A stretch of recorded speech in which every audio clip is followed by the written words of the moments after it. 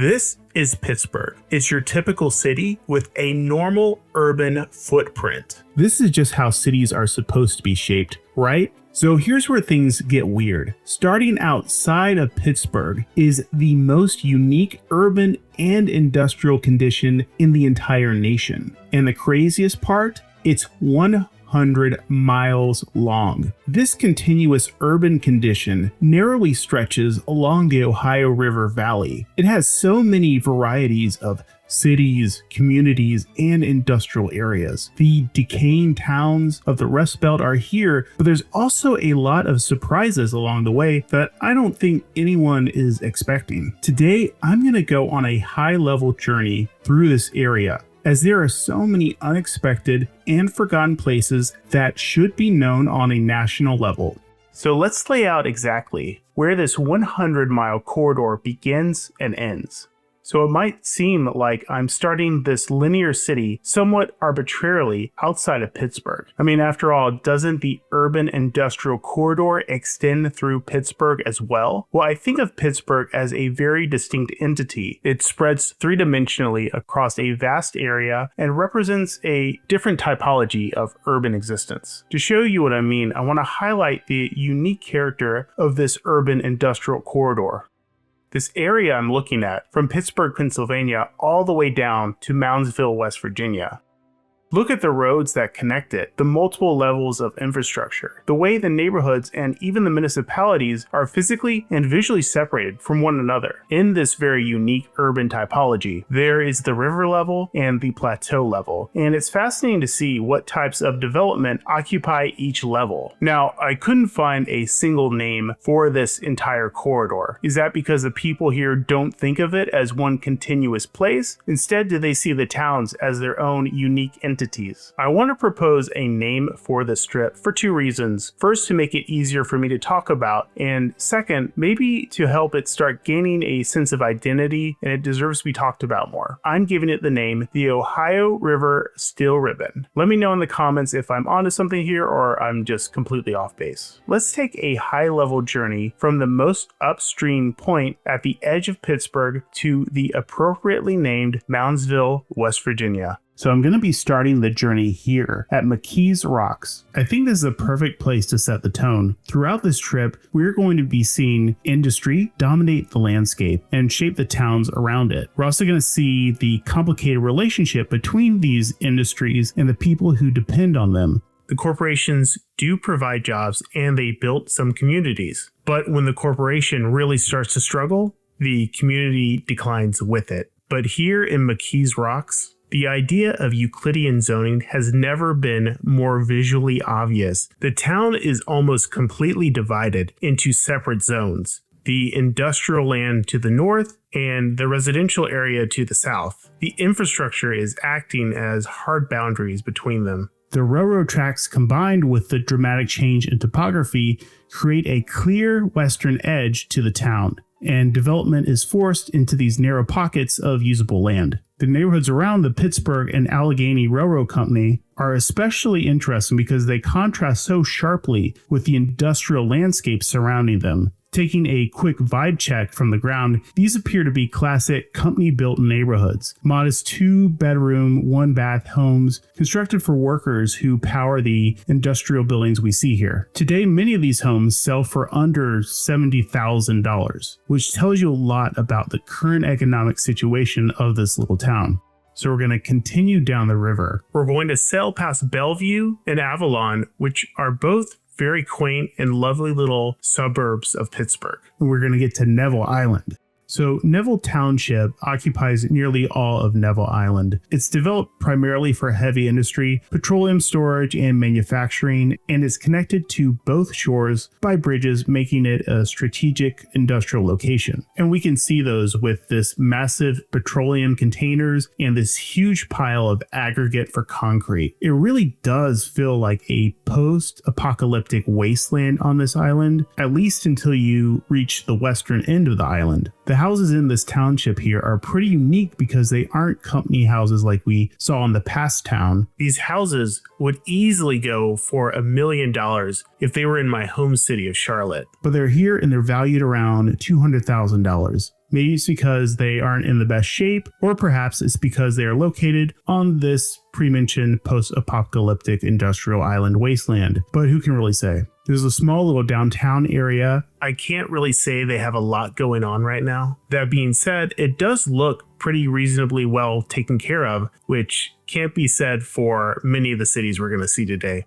As we're going down the corridor, what's also interesting is there isn't a single highway designation connecting this entire corridor. Instead, the routes constantly are changing names, which tells me policymakers don't really recognize this urban condition as one continuous place. Annoyingly, Amtrak does not have service and stops throughout this area. And if there were anywhere in the country I'd want to sit on an Amtrak business class seat, listening to Woody Guthrie with my forehead pressed against the window, it would be this area right here, but that's just not the case. Kilbuck Run, across the river from the island, there are actually some really lovely houses with piers over here. I appreciate how narrow the flat area is here, and we can see easily the highway infrastructure that's necessary to support this corridor. We see a local road, we see train tracks, and we see a highway. They're just trying to squeeze as much as they can together wherever they have land to do so. Coraopolis was founded in 1886 as a railroad and manufacturing town, and it features one of the best preserved traditional downtowns this side of Pittsburgh. And it is a really lovely little downtown. It looks to be no larger than a couple of blocks. It has some timeless architecture, some urban apartment buildings, it has restaurants, and it's an interesting reminder that this area is not monolithic. There's a lot of economic diversity along the river here. Sewickley has a population of just under 4,000 people, and it's one of the wealthiest little towns outside of Pittsburgh. The median household income is $101,000 a year. And just to compare that to McKees Rocks that we saw earlier, that had a median household income of $41,000 a year. So you can see the giant difference. An interesting thing to note about how this town relates to the river, other than this one little lookout, the riverfront is completely walled off by a rail line. I guess when you are wealthy enough, you no longer need a physical relationship to the river. The downtown does look really nice and very well taken care of. The lack of surface parking lots and shopping centers is noticeable, and it looks like they use the old historic buildings for their original mercantile purpose, which is pretty rare these days, at least in most of the country. But now, let's see how the wealthy on this corridor live. So let's dive into one of their neighborhoods. Yeah, these are definitely some expensive looking houses. Across the river, it looks like a Sunbelt suburban development was dropped here. Going down the river, there are several cul-de-sac developments like this, and they are almost always on the hill instead of the lower plain, as the cities and towns I am categorizing as part of the corridor. It's a great visual analogy of how they are physically, stylistically, and culturally different than the historic way of building along the Ohio River. We're going to pass by Edgeworth, another little suburban town, Leetsdale, which has a massive industrial area, leaving barely any room for a neighborhood. Ambridge, a town of just under 7,000 people, was a planned company town built by the American Bridge Company in 1905. One thing I have loved in researching this video is all the little towns I would never have known about, even though I have traveled to this area a while back now. I mean, just look at this small town called Woodlawn. It is crammed in a tiny little valley hidden from the river. Zooming in on it, sure, it has seen some better days, but the buildings here are very highly crafted. And just look at the residential neighborhoods that are on the hill. I mean, these are some really nice houses. Woodlawn, if you're listening to me, it's time to stop hiding, little guy. Let your star shine. West Illaquippa, a town of about 9,000 residents, it's interesting to see all these tiny little bedroom factory communities and how multifamily residential buildings are just placed in the middle of single-family residential neighborhoods. And I love to see this because it accommodates people of different economic backgrounds. It just gives people more options on places to live. But I'm really fascinated by Baker Street, which is this little neighborhood wedged in a valley between the hills. All the houses here look like they're built exactly the same, but with different coats of paint. With the state that these houses are in, I would doubt that people are still living here in the next couple decades. As we go up north, we pass by narrow neighborhoods, strips of industrial areas, and we get to Conway. Here in Conway, we see the 20th century style strip mall developments with a very new looking Walmart. It's funny, it's on a street named Economy Way, and I guess the city saw itself transitioning from a place where people all work in a single factory and shopped at the factory store to now working at Walmart and buying everything from Walmart. How the times have really changed, I have to say. The rail yard that is bordering Conway from the river is just absolutely massive. After all, the railroad is just as important to the history and the economy of this area as possibly even the Ohio River. Now I'm going to look at what might be my favorite little conglomeration of towns that I've seen so far on this journey, because there's just so much going on in such a little stretch of the river. Real quick, if you're enjoying this video, please drop a like. So my last goal of getting to 30,000 subs by August was smashed, which I was super surprised and excited by. So I want to see if I can get to 40,000 subs by November. It might be a little crazy, but we'll see if it happens. So subscribe if you want to see more videos like this. It's really awesome to see this community of very interesting people starting to grow on my channel. You are all amazing. So looking back at this group of cities, we have Monaca, we have Freedom, we have Rochester, we have Beaver, we have Vanport, we have a Texas Roadhouse right here. I mean, what more could you possibly want? The town of Monaca has about 5,500 people, and it's near a massive Shell, Pennsylvania petrochemical complex, which honestly doesn't sound like the best thing to live near. But this petrochemicals plant is part of a massive $14 billion investment in Beaver County. This is a very positive thing to see, and it gives me hope that we might see a revitalization of this area at some point in our lifetimes. Now over to the city of Rochester. It really looks like the Ohio River has a restraining order against the city. I mean, just look at it. There's a highway, there's railroad tracks, massive parking lots, in a downtown filled with pawn shops and gun stores. So to answer your question, yes, the population here is declining.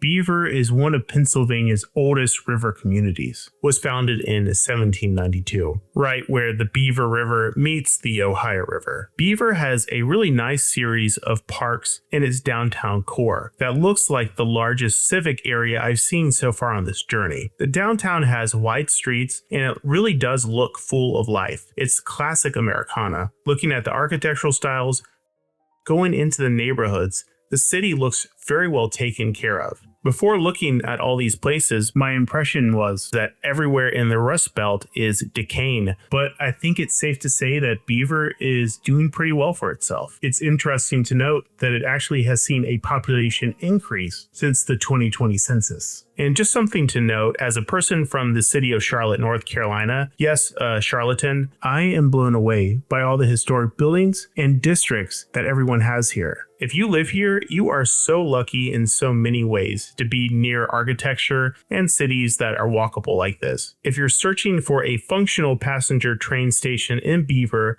you should know that the rail service to Beaver ended decades ago. The historic Beaver train station still stands, luckily. Originally an 1897 passenger terminal, it has been beautifully restored and it's an event center now, which I find incredibly sad.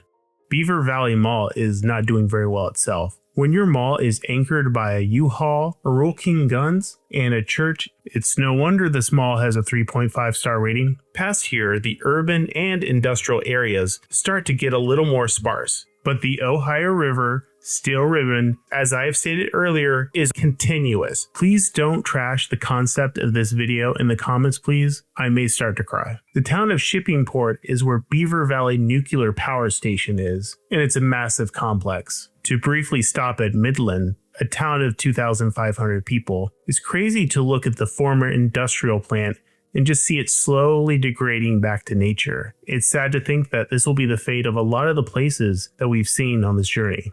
And just like that, we leave Pennsylvania and we enter the area of the tri-state point, with Ohio generally being on the northwest side of the river and West Virginia being towards the southeast side.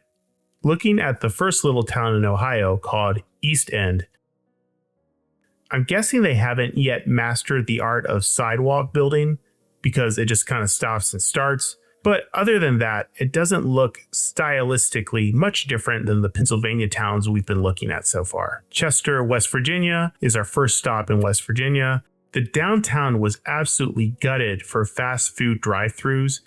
There doesn't seem to be a large industrial presence here.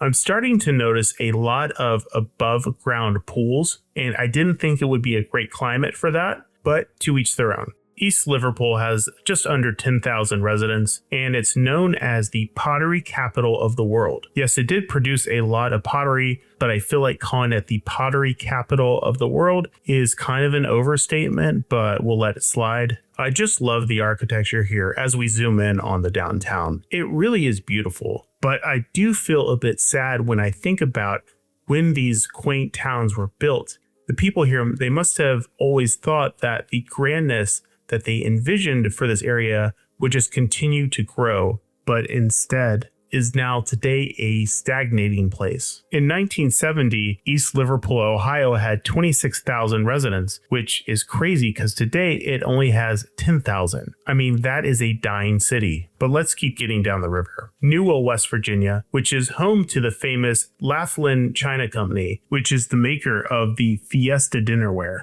And knowing that they make Fiesta ware, I had high hopes that this would be a cheerful, Fiesta-like atmosphere. So let's see. It's more akin to that party you show up to that you thought would be wild, but it's just a couple people sipping out of a bunch of solo cups. Tweaking crafting is here, which might be a bad omen for the town. I have to say though, the lighting for this Google Street View on Harrison Street is really nice. Just fascinating to see the built environment as it is and just soak in the atmosphere. There's a little kitty over here. This Pink Floyd Hall is such a fun little surprise. As a big Pink Floyd fan myself, whenever I get a chance to make it to Newell, West Virginia, I have to come see it. But that's when my YouTube videos have a larger budget than the $20 that I allocate for them right now, which I spent at Bojangles for breakfast this morning. If you've been to this place, let me know in the comments. I'm dying to know what its story is. But we gotta keep moving down the river. We're just gonna keep going past Wellsville, Ohio, and this is where the Mountaineer Resort and Casino is. I know many people in this area are employed at this resort, but I just don't love the idea of a casino as an economic driver in an area. Gambling just isn't a good financial decision for most people. Most people who come here just end up making a sizable donation to a corporation, but I'll leave it there for now. This cluster island is really keeping the corridor continuous. There are no gaps in my 100-mile corridor here, people. I don't want to hear in the comments that this 100-mile corridor is a farce. It is not. Moscow, then Stratton, they're really holding down the concept of this video. We get to Toronto, Ohio. It has a little bit less than 5,000 residents, and it's known as the Gem City and a once thriving steel town. It is a little less thriving today, I would have to say, but I love how narrow 4th Street is through the downtown area. It's a great human scale, and it looks like a very walkable area, and it looks like there are still many businesses open here as well. Looking at the neighborhoods, someone just built a McMansion. I'm seeing some more above ground pools, and I'm fascinated by the historic dense housing development on Madison. In town and at the edge of town are, of course, giant industrial buildings. The Timett factory, that is a steel producer, is still in business, and it looks like it's still going strong. It is a giant employer for this town. Browns Island is the site of a former Coke producing plant. Given the looks of it, I doubt any legal coke is being produced on this island now. Now, this next city may be one of the most interesting we've seen so far. We get to Weirton, West Virginia, and it has a little bit less than 20,000 residents. This city is in this crescent-shaped valley that intersects at the Ohio River in two places. One half is a dense gridded urban fabric. The other half is a massive steel-producing factory. The scale of this industrial area is just staggering. So the Weirton Steel Corporation was once one of the largest integrated steel mills in the entire country, employing over 12,000 workers at its peak. It was both West Virginia's largest private employer and its largest taxpayer. Unfortunately, following bankruptcy, multiple corporate acquisitions, and the idling of remaining operations, the property is now being redeveloped for other uses. Notice how the golf course and the country club are elevated above the town, so you can look down on the town below as you're at the 18th hole. Somewhat of a metaphor, I think. But for me, this is really the most interesting little sliver of the city. Looking at how the city grid just starts to vanish back into nature in the far north of the city makes me wonder how much of these cities we've seen so far will end up just like this. Now on to Steubenville, Ohio. The downtown here feels like it's on a much greater scale than anything we've seen so far on this journey. With a population of 18,000, it is a real city. It peaked in the 1940s at 37,000 people, and it's been deflating ever since. The churches are stunning, and the office buildings are actually really tall, with the First National Bank and Trust building stretching up to 12 stories tall. I always wonder what these places were like back in their heyday, when things were growing and the money was coming in. What's that phrase about wishing you knew you were in the good old times when they were happening? Well, I wish I could walk these streets in that moment. Instead, I am virtually loitering in the year 2026. I haven't talked a lot about bridges on this journey, but the Market Street Bridge is so narrow and old, it's really just a relic of the past. It's amazing that it still exists. In Follansbee, West Virginia, the ground is just stained with coal at the Port of West Virginia. I really like the houses here. They're so quaint, and it's just a shame that so much beauty seems to be rusting away in this corridor. Wellsburg, West Virginia is one of the oldest chartered cities in West Virginia. Okay, so some of my favorite cities that I really want to show you are further down the river, so we're just going to skip a couple of towns here. Now, if you love history, this next city is for you. Martins Ferry, Ohio is the oldest settlement in Ohio, and it's founded in 1779. And it really does feel very historic, not just the downtown area, but in the neighborhoods as well. It's a very compact city with a slightly more irregular grid than other cities we've looked at today. One thing I want to mention is that I'm giving a very big picture view of these cities, and I am glossing over a lot of little details. And all these places really deserve a full-length video. So any interesting thing I leave out in these places is not meant to disrespect anyone or any place. It's just that I don't think anyone's capable of listening to me drone on for hours on end. So this video has to be a little bit shorter than that. Bridgeport, Ohio, it's connected to Wheeling, West Virginia by the historic Wheeling Suspension Bridge. Wheeling, West Virginia has a population of about 26,000 people. It's the first capital of West Virginia. It has the most populated island on the entire Ohio River, and it's just a lovely city that is overdue for a rebirth. I'm actually fascinated by Wheeling. My first ever long-form YouTube video was done on Wheeling, West Virginia. So if you're interested in knowing a little bit more about this special city, I will link this video at the end of this video. The little town of Bel Air, Ohio. I am in love with the historic B&O Railroad Viaduct. A very Roman-esque, aqueduct-esque structure, definitely from a time when infrastructure had a bit more of a high-level craft to it. But of course, manual labor was a lot cheaper back in the day. This idea of craft, it's a running theme for all the buildings and the infrastructure along this corridor. Things are just so finely crafted here, but a sense that the best days are long in the past, and the hope for the future isn't really growth, it's just preservation at this point. I mean, in this little town, when I look at a vacant lot, I don't think, wow, I can't wait to see how they use this space in the middle of the city. Instead, I look at the buildings and I think, man, I bet they're going to level this building any day now. What a shame. We pass by Big Mansion. It's a small industrial city that expanded during the steel boom, and it's completely cut in half by a highway. And I'm starting to notice a trend with streets paved with brick in this area. And finally, we get to the last stop on this journey, at the end of the 100-mile corridor, Moundsville, West Virginia, a town of about 8,000 people. The cities, the industrial areas end here. And I hate to say it, but this place looks incredibly bleak right now. Old historic storefronts have been covered up. Vacant lots are everywhere in this core.